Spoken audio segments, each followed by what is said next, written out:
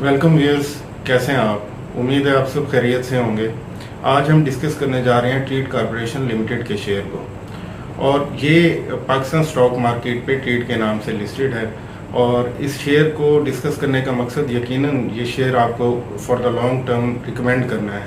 Treat corporation ऐसी company है जो अपने सारे एग्स एक ही बास्केट में नहीं रखती। आप सब लोग जानते हैं कि इन्होंने डिफरेंट प्रोडक्ट्स मार्केट में इंट्रोड्यूस कराए हुए हैं और उस मकसद के लिए डिफरेंट कंपनीज ओपन की हुई हैं। और ये एक ऐसा शेयर है ट्रेड कॉरपोरेशन लिमिटेड जिसने बहुत हाईएस्ट भी देखे हैं और बहुत लोज भी देखे हैं। और हाईएस्ट पीक्स इसने देखी हैं 2010 में, जब इसका शेयर 750 को क्रॉस किया था। और लोएस्ट इन्होंने पिछले 3 साल के दौरान देखी, जब इसका शेयर 10 रुपये तक गिर चुका था। आजकल भी कोई इतनी अच्छी प्राइस पे नहीं है। हालांकि कंपनी अभी भी जो करंट क्वार्टर के रिजल्ट्स आए हैं उसमें तो प्रॉफिट में है, लेकिन ओवरऑल अगर 9 मंथ्स को कंसोलिडेट करके देखें तो 9 मंथ्स के रिजल्ट नेगेटिव में हैं, लॉस में हैं। और इस कंपनी को अगर देखा जाए, जो इसके रिसेंट लॉसेस की वजह है, तो उसमें जो top of the line reason नज़र आती है वो यकीनन वही रीज़न है जिसने पिछले 2 साल से काफ़ी कंपनीज को परेशान कर रखा है, और वो है फाइनेंस कॉस्ट। और स्पेशली ट्रीट जैसी कंपनी ने जिसने बहुत ज़्यादा लोन्स लिए हुए हैं अपने ग्रुप को डाइवर्सिफाई करने के शौक को पूरा करने के लिए, तो इनके लिए सबसे बड़ा अजाब इस वक्त फाइनेंस कॉस्ट बनी हुई है। और यही बात इनके डायरेक्टर्स रिपोर्ट में भी है। जो 2 उन्होंने चीज़ें आइडेंटिफाई की हैं जिसकी वजह से ये लॉस में गया है करंट ईयर में, उनमें से टॉप ऑफ द लाइन यही फाइनेंस कॉस्ट है, हाई लेवरेजिंग की वजह से, क्योंकि कंपनी ने काफ़ी लोन्स लिए हुए हैं। और दूसरी रीज़न इन्फ्लेशन को कहा गया, क्योंकि लोगों की परचेजिंग जो पावर है वो तो रिड्यूस हुई है पिछले कुछ अरसे में यकीनन। अब फाइनेंस कॉस्ट वाला जो इनका रिस्क है ये तो थोड़ा सा मिटिगेट हो जाएगा, क्योंकि हम सब जानते हैं कि जैसे स्टेट बैंक ने 1.5 पॉइंट लेस किए हैं इंटरेस्ट रेट में। अभी मज़ीद भी आने वाले दिनों में उम्मीद की जा रही है कि मज़ीद कम होंगे, तो इसका यकीनन पॉजिटिव इम्पैक्ट देखने को मिलेगा ट्रीट कॉरपोरेशन के शेयर में। तो ट्रीट डिफरेंट सेक्टर्स में इस वक्त काम कर रही है, और सबसे इसका मेन जो काम है वो तो पूरे पाकिस्तान भर में सबको पता है, ट्रीट के ब्लेड्स कॉर्पोरेशन।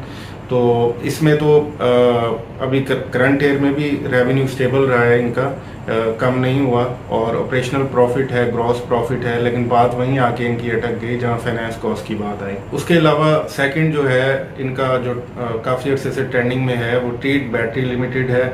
वो भी रिसेंटली बहुत अच्छा परफॉर्म कर रही है, उसके रेवेन्यूज़ भी बड़े हैं और स्टेबल ही समझ लें आप, लेकिन वहाँ भी फाइनेंस कॉस्ट ने अपना काम दिखाया। उसके बाद जो इनका सबसे ग्रोइंग सेक्टर इस टाइम चल रहा है, इनकी प्रोडक्ट चल रही है, वो इनका फार्मास्यूटिकल सेक्टर में जो इनकी प्रोडक्ट्स हैं उन्होंने ओवर 30% ग्रोथ दिखाई है पिछले 9 महीने में।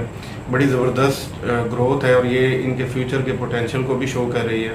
फिर छोटे मोटे सेक्टर्स हैं, इनका जो सोप है वो भी अच्छी ग्रोथ दिखा रहा है, लेकिन इनकी जो ट्रीट बाइक्स, आपको याद है इन्होंने चाइनीज़ बाइक्स बनाना कुछ साल पहले स्टार्ट की थी, वो इतना अच्छा नहीं कर रही। इन्होंने फिर उसमें अपना इंटरेस्ट भी लूज़ कर दिया। ओवरऑल ग्रुप रेवेन्यू की अगर बात करें तो ट्रीट के जो ग्रुप रेवेन्यू है वो 7% इंक्रीज़ हुआ है। 9 मंथ्स रिजल्ट की बात कर रहे हैं हम इस टाइम।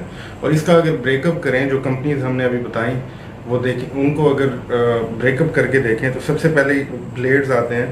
तो ब्लेड्स के रेवेन्यू इन 9 मंथ्स में 11% इंक्रीज़ हुए हैं और सोप के 44% इंक्रीज़ हुए हैं। आल्दो बड़ा छोटा सा पोर्शन है ग्रुप के ओवरऑल रेवेन्यू में सोप्स का, लेकिन still it shows a very positive impact. और उसके अलावा बैटरी को अगर देखें वो तकरीबन स्टेबल ही है, -3% हुआ है, कम हुआ है। बाइक्स को देखें तो उसमें जैसे हमने पहले डिस्कस किया, बाइक्स में ये कोई इतना अच्छा परफॉर्म नहीं कर रहे, इन्होंने शौकिया शुरू कर लिया था, तो ये 70% लेस हुआ है इसका रेवेन्यू बाइक्स का। फार्मास्यूटिकल जैसे हम पहले बता रहे थे, ये 32% इंक्रीज़ हो गया। तो ओवरऑल ये सारा रेवेन्यू को अगर कलेक्ट करें, कंबाइन करें, तो ये 7% इंक्रीज़ आया 9 मंथ्स में। तो ग्रॉस प्रॉफिट देखें ओवरऑल ग्रुप का, तो ये 9 मंथ्स में 3% कम हुआ है, स्टेबल है समझ लें। ऑपरेटिंग प्रॉफिट 30% कम हो गया।